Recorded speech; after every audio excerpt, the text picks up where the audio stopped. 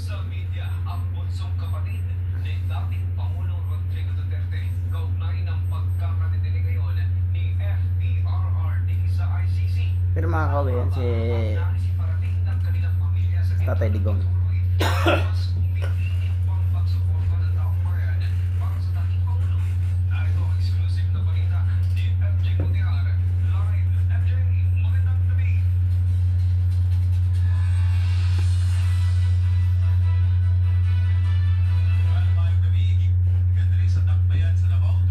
Pero sa tingin ko lang,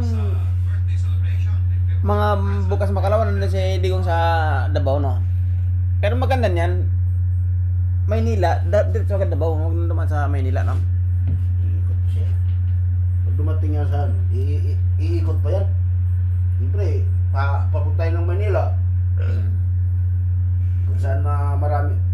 Doon muna yan sa sa ICC. Di ba marami sa supporter doon? Magsalita muna siya doon. Punta sa Japan, Hong Kong. Hanggang bago makarating sa Pilipinas, hanggang pupunta sa Davao. Ikot na. Hindi mo pwede na, kaliko, pagka okay na, retso ka lang layas, hindi. Hindi, delikado kasi yung kalagayan din niya eh. Kailangan mo na mag-ikot doon sa ibang bansa bago siya umuwi sa Pilipinas, siyempre. Pwede yan. I-clear niya muna yung ano doon.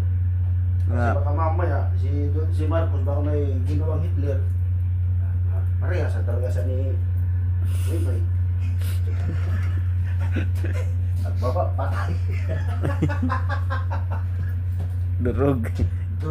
Durog pangarap na buhay.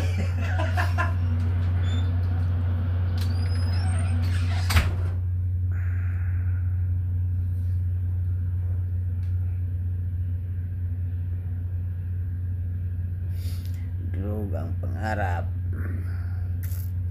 Suporta laban sa magkabilang panig ay laging nandyan.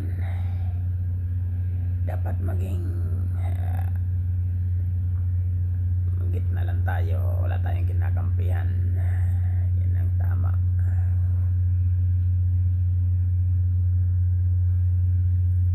Para sa ikabubuti ng ating bansa.